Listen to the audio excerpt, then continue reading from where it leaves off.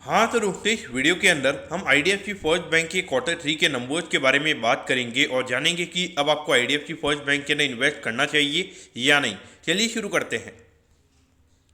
तो देखिए, सबसे पहले अगर हम यहाँ पे प्रॉफिटेबिलिटी की अगर हम बात करेंगे तो वाई वाई बेसिस पे फिर से यहाँ पे जो कंपनी के रिजल्ट है वो हमें यहाँ पे इतने अच्छे नजर नहीं आते। अगर हम वाई वाई बेसिस पे अगर हम बात करेंगे तो 52% से यहाँ पे जो कंपनी का प्रॉफिट का नंबर है वो हमें यहाँ पे कम होता हुआ नजर आया है और ये नंबर आया है 339 करोड़ पे।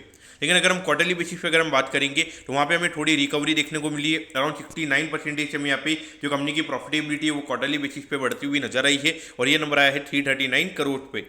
लेकिन फिर भी अगर हम देखेंगे तो क्वार्टरली बेसिस पे इतना ज़्यादा कोई एक्स्ट्रा ऑर्डिनरी कंपनी के नंबर्स हमें यहाँ पे नजर नहीं आते। क्योंकि अगर हम क्वार्टरली बेसिस पे कंपनी के प्रोविजनिंग के नंबर्स की अगर हम बात करेंगे तो अराउंड 22% से कंपनी का प्रोविजनिंग का नंबर हमें यहाँ पे कम होता हुआ नजर आया है और ये नंबर आया है 1337 करोड़ से। यानी कि ऑलमोस्ट अगर हम देखेंगे 400 करोड़ से हमें यहाँ पे क्वार्टरली बेसिस पे जो कंपनी के प्रोविजन के नंबर्स है वो हमें यहाँ पे कम होते हुए नजर आए हैं। लेकिन जो प्रॉफिटेबिलिटी है वो यहाँ पे कंपनी की लगभग 140 करोड़ से हमें यहाँ पे बढ़ती हुई नजर आई है। हम आप बोलोगे कि लगभग ये 260 करोड़ के लगभग का जो बीच का ये जो नंबर है ये यहाँ पे कहाँ पे गया। तो देखिए, यहाँ पे जो कंपनी के ऑपरेटिंग प्रॉफिट के नंबर्स की अगर हम बात करेंगे तो ये नंबर क्वार्टरली बेसिस पे हमें 10% से कम होता हुआ नजर आया है।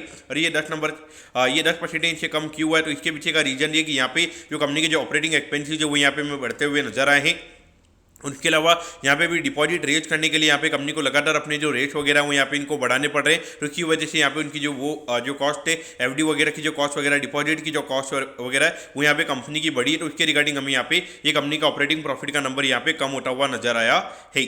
अगर हम ग्रॉस एनपीए के नंबर की अगर हम बात करेंगे तो यहाँ पे थोड़ा सा हमें यहाँ पे क्वार्टरली बेसिस पे कंपनी के जो ग्रॉस एनपीए के नंबर्स हैं वो थोड़े से हमें यहाँ पे बढ़ते हुए नजर आए हैं। अभी अगर हम बात करेंगे अराउंड 1.94% के लगभग हमें यहाँ पे ग्रॉस एनपीए का नंबर नजर आता है, जबकि लास्ट क्वार्टर में लगभग 1.92% के लगभग ये नंबर हमें यहाँ पे नजर आता है। यानी कि 0.02% यहाँ पे जो कंपनी के ग्रॉस एनपीए के नंबर्स हैं वो हमें यहाँ पे बढ़ते हुए नजर आए हैं।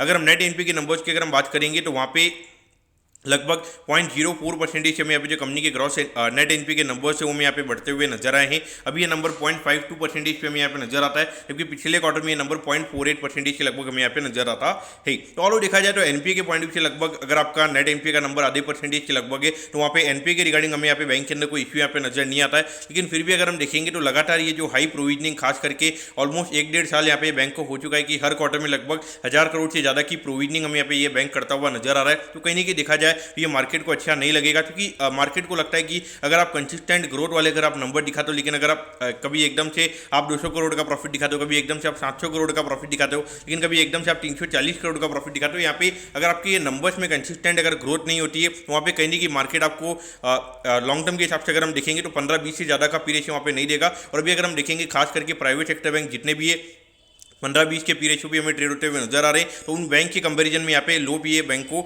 मिलेगा, ऐसा मुझे यहाँ पे लगता है। लेकिन यहाँ पर अगर हम देखेंगे तो एक चीज़ यहाँ पर हमें फोकस करना चाहिए कि अभी यस बैंक की अगर हम बात करेंगे तो वहाँ पे लगभग 1100 करोड़ के लगभग का हमें यहाँ पे पर क्वार्टर का उनका ऑपरेटिंग प्रॉफिट नजर आता है। और अभी यस बैंक की अगर हम मार्केट कैप की अगर हम बात करेंगे तो अराउंड 57,000 करोड़ के मार्केट कैप पे वो बैंक हमें ट्रेड होता हुआ नजर आ रहा है। जबकि आईडीएफसी फर्स्ट बैंक की अगर हम बात करेंगे तो इसका मार्केट कैप अराउंड 45,000 करोड़ के लगभग हमें यहाँ पे नजर आता है। जबकि अगर हम देखेंगे तो इसके जो ऑपरेटिंग प्रॉफिट की अगर हम बात करेंगे 70% हमें यहाँ पे यस बैंक के कंपैरिजन में इनका ऑपरेटिंग प्रॉफिट का नंबर यहाँ पे ज्यादा नजर आता है। तो पॉइंट ऑफ व्यू अगर हम देखेंगे तो यहाँ पे ये चीज हमें यहाँ पे पॉजिटिव यहाँ पे नजर आती है। लेकिन अगर हम देखेंगे तो बैंक की कैपेसिटी मुझे पर्टिकुलरली इतनी ऐसा लगता है कि जो कंपनी के नंबर्स को अगर हम देखेंगे तो बैंक की पर्टिकुलरली ये कैपेसिटी हमें लगती है कि लगभग एनुअली लगभग 4000 करोड़ के लगभग का प्रॉफिट ये कंपनी में करती हुई नजर आ सकती है।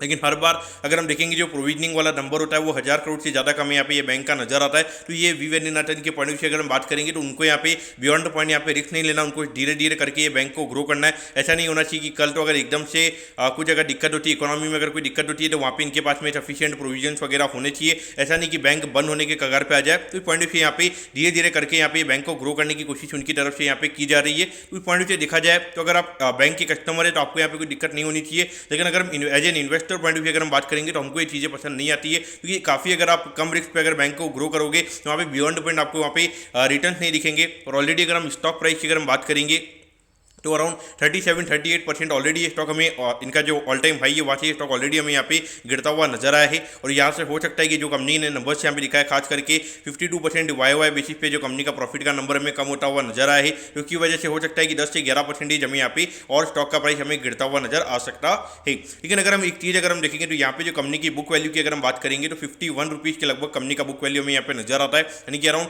1.2 टाइम की बुक वैल्यू पे कंपनी में ट्रेड होती हुई नजर आ रही है। और अगर बाई चांस अगर 10% अगर ये स्टॉक का प्राइस हमें गिरता हुआ नजर आता है तो वहाँ पे 1.08 टाइम्स के लगभग यहाँ पे कंपनी का प्राइस टू बुक वैल्यू में यहाँ पे होता हुआ नजर आएगा। तो वहाँ पे कहीं ना कहीं देखा जाए तो बुक वैल्यू के पैरामीटर्स पे यहाँ पे ये कंपनी का स्टॉक प्राइस मुझे लगता है कि 50 रुपये के नीचे में जाता हुआ नजर नहीं आएगा। यहाँ पे मुझे लगता है कि लगभग max to max down side 15-20% का और मुझे पर्टिकुलरली यहाँ पे नजर आता है। 1 टाइम के लगभग यहाँ पे मुझे लगता है कि काफ़ी अच्छी डिमांड हमें यहाँ पे ये कंपनी के लिए रहेगी।